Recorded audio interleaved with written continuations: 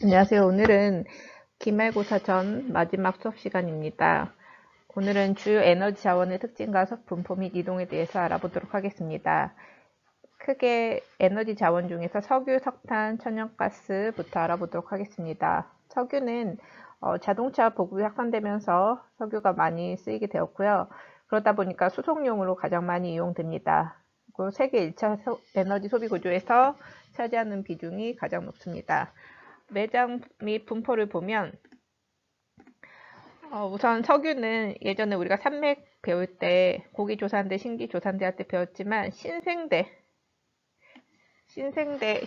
그때도 신기조산대에서 석유는 많이 묻혀 있다고 했었잖아요. 그래서 보통 이 석유 같은 경우에는 신생대 제3기층의 배사구조에서 주로 매장되어 있다라고 이해하면 되는데, 배사구조가 뭐냐면 습곡 상태에서 이 배가 볼록하게 튀어나와 있는 이 부분, 이 볼록 튀어나와 있는 부분을 배사구조라고 합니다.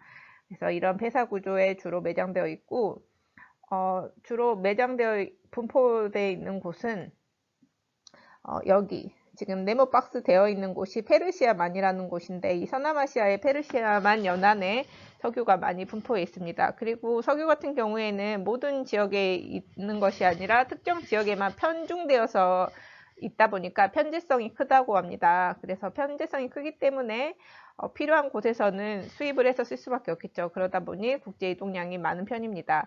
주요 수출 수입국은 한 번에 정리하겠습니다. 석탄은 산업혁명 이후에 이 증기가 연료로 이용되면서 소비량이 급등했고, 그래서 석탄이 그래도 석유보다는 먼저 더 많이 상용화되기 시작했겠죠. 석탄 같은 경우에는 산업용으로 많이 쓰이는 편입니다. 그리고 고기조산대 주변에 주로 매장되어 있다 보니까 고기조산대와 관련된 이 산맥들에 많이 묻혀져 있습니다. 국제 이동량은 비교적 세계 여러 지역에 고르게 매장되어 있기 때문에 적은 편입니다. 국가별 석탄의 국가별 소비량 비율을 보면은 여기 1등은 중국, 그 다음에 2위 인도, 미국, 이런 식으로 중국이 50% 정도를 차지할 정도로 많이 쓰고 있습니다. 천연가스에 대해 알아보겠습니다. 천연가스는 가스에서부터 알 수 있듯이 기체입니다. 그러다 보니까 과거에 기체를 이동시키기가 어려워서 천연가스가 상용화되기가 어려웠었는데, 냉동 액화 기술이 발달합니다. 냉동 액화는 말 그대로 기체를 얼려요. 그러면 어떻게 될까요? 액체 상태가 됩니다. 그러니까 액체 상태로 이동시키기가 편하게 되면서 천연가스가 상용화되었고, 이름에서 알 수 있다시피 대기오염 물질 배출이 적은 편입니다. 석유 매장 지역에서 산출되는 경우가 많은 편이고, 원자력도 체계는 없지만 넣어봤습니다. 종종 출제가 되기 때문에 원자력은 화력 발전에 비해서 대기오염 물질은 원자력 발전 같은 경우에는 화력 발전에 비해 대기오염 물질이 적게 배출하는 편이고요. 원자력과 관련된 국가 하면은 프랑스를 좀 떠올리면 되는데, 국가별 전력 생산에서 원자력 발전이 차지하는 비율이 2019년 자료에서 프랑스는 100% 국가에서 전력 생산할 때 100% 중에서 69.9%를 원자력으로 사용할 정도로, 발전으로 할 정도로, 원자력 하면은 프랑스를 키워드로 떠올리면 됩니다.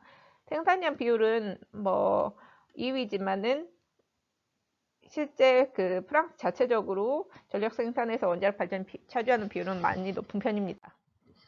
그리고 이 자료도 EBS 수능특강 자료인데요. 교과서랑 틀릴 수가 있어요. 근데 이 포인트는 여기 동그라미를 해놨기 때문에 이런 키워드들이 나왔을 때 얘가 석유, 석탄, 천연가스인지 알고 있으면 됩니다. 먼저 석유부터 보면 총 생산량, 수출량, 수입량이 각 자원별로 있는데, 사우디아라비아가 등장한다 그러면 석유로 접근하면 됩니다. 그 다음에 수출량도 역시 1위 사우디아라비아, 이라크, 아랍에미리트 다 서남아시아권이라고 생각하면 돼요. 서남아시아 쪽은 석유.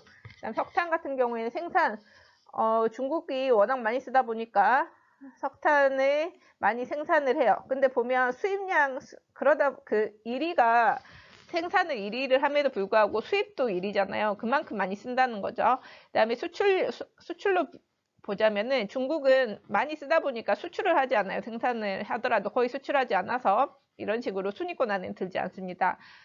오히려 석탄을 수출하는 대표적인 나라는 인도네시아와 호주가 있고요. 천연가스 같은 경우에 키워드는 러시아를 꼭 기억을 해야 됩니다. 그 다음에 카타르도 종종 나오고요.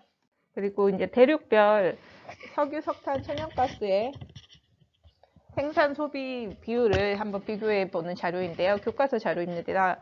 특징을 같이 한번 살펴보도록 하겠습니다. 먼저 색깔별로 구분이 되어 있는데 석탄 같은 경우에는 연두색, 이 아시아 오세아니아권에서 생산도 많이 하지만 소비도 많이 하는 것을 볼 수가 있고요.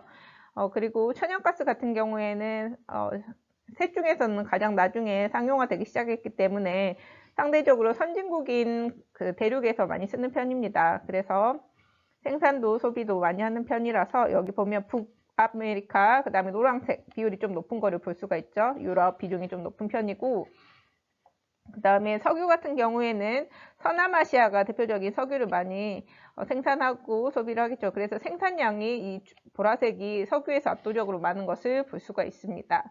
그리고 천연가스도 이 보라색 비율이 좀 있잖아요. 그래서 석유랑 천연가스는 같은 곳에서 분포하는 경향이 있어서 이렇게 서남아시아권에서 천연가스도 많이 생산 소비가 되는 편입니다. 그리고 이 정도 넘어가도록 하겠습니다.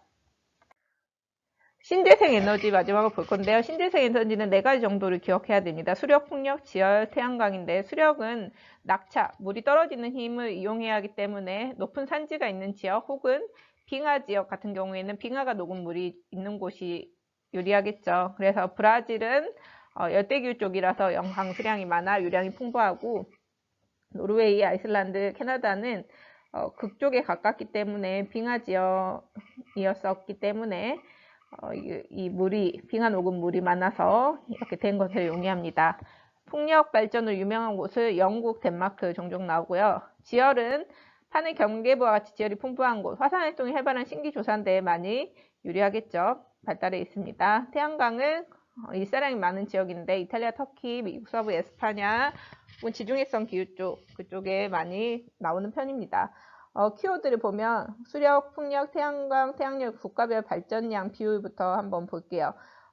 키워드로 볼 때 수력 발전 같은 경우에는 브라질, 캐나다를 좀 기억하면 좋고, 풍력은 영국, 그 다음에 태양광, 태양열은 그냥 전반적으로 골고루 나오기 때문에 특별하게 키워드라고 하기가 그때그때 좀 달라서 넘어가고요. 지열 발전 같은 경우에는 아이슬란드, 그 다음에 뉴질랜드, 이런 식으로 화산활동이 활발한 곳들 기억하면 되겠습니다.